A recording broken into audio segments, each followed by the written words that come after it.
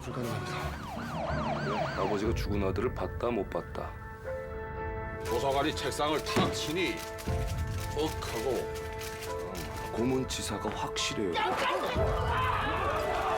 각각께서 심려가 크십니다. 네, 저는 유시춘이고요. 80년대 중반부터 민주화 운동과 인권 운동을 했고요. 저는 김정희입니다. 6월 항쟁 때 이한열과 같은 연세대학교를 다닌 86학번 동기고요. 감회라는 표현으로는 다 말할 수 없을 정도로 아주 진한 감정들을 느꼈고요. 윤창현입니다. 87년 민주화 항쟁 당시에는 고등학교 1학년이었습니다. 참 많이 울었습니다.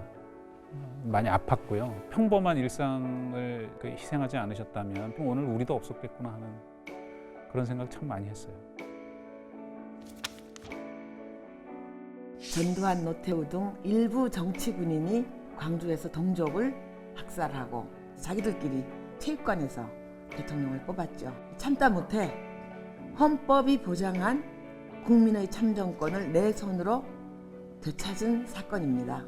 택시 운전사를 보면 어떤 과정을 통해서 집권하는지가 드러나잖아요. 또 그 사람들이 국민을 어떻게 다루느냐라는 게 영화 변호인에 또 나타나요. 국민들의 분노가 일시에 폭발하는 단계로서의 1987 이렇게 이어지는 거 아닌가 싶네요. 학번 외워봐. 8711-023. 전혀 연출이 아니고요. 오히려 영화보다도 더 심했습니다. 학생증 내놔라. 학생증 검사를 많이 했었죠. 가방 속에는 그 영어 교재 같은 거 넣어놓고 야한 소설 같은 거, 썬데이 소설 같은 거 정말 넣어가지고 학생들 이렇게 손을 펴보라고 해서 손을 검사했어요. 손바닥을. 짱돌 던지면 손에 기스나고 이렇게 미세한 상처들이 있는 경우가 있으니까 치마를 일부러 입기도 하고 이만한 귀걸이도 달고. 누구 한 사람이 잡히잖아요. 북한과 연계된 무슨 조직 사건 이래가지고 간첩 조작 사건들로 이제 막 확대 포장돼서 절대 우리끼리 사진 안 찍고 내가 누구와 무슨 활동을 했다는 증거물을 절대 남기면 안 되는 그런 수칙들이 있었죠. 소송이 불가능합니다. 억센 사람 두 사람이 양쪽에서 이렇게 네 사람이 이렇게 물고문을 시키려고 이렇게 머리를 쳐박으면 이 목이 당연히 욕조턱에 걸리지요. 사람이 2분 이상 숨쉬지 못하면 죽잖아요.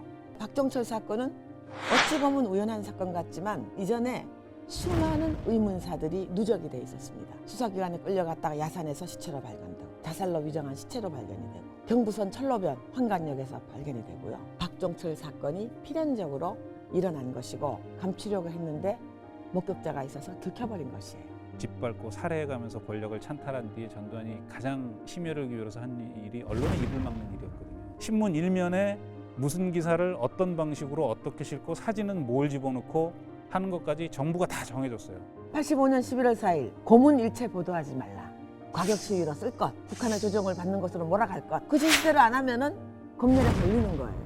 학생들이나 시민들도 언론을 엄청 불신했거든요. 7년간 누적됐던 그런 언론 통제에 대한 반발들이 박종철 고문치사 사건을 계기로 해서 터져 나오기 시작했던 거고 언론인으로서의 그 포기할 수 없는 마지막 자존심? 사명감을 가지고 열심히 취재를 하고 또 그거를 보도를 해냈던 사람들이 있었기 때문에 물꼬를 튼 게 정말 큰 역할을 했다고 봐요.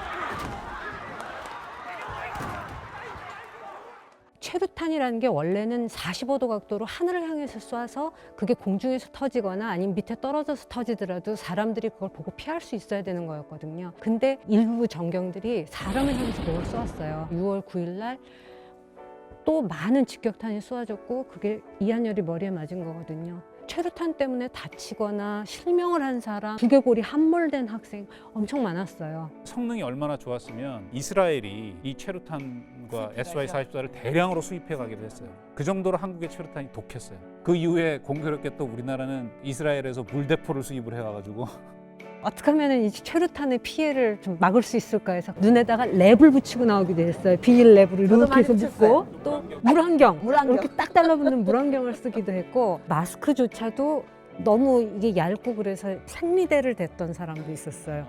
안에다가 테니스채를 들고 나오는 친구들이 꼭 있었어요. 지랄탄이 막 튀잖아요. 쳐내는 거예요.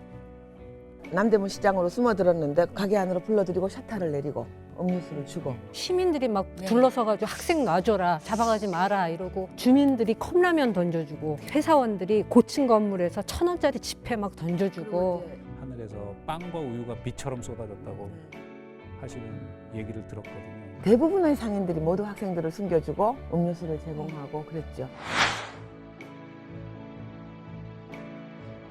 참정의 권리를 국민 스스로의 힘으로 되찾은 사건이죠.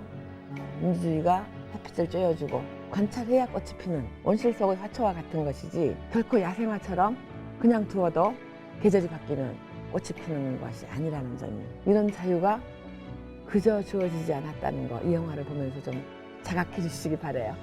여성의 역할이 영화 속에서 너무 그냥 울고 슬퍼하고 민주화 운동을 했다, 사회적이고 역사적으로 중요한 일을 했다, 다 남성 중심이 되는 거예요.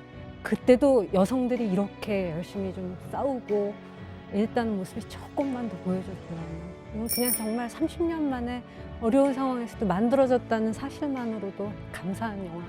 그래서 꼭 보셨으면 합니다.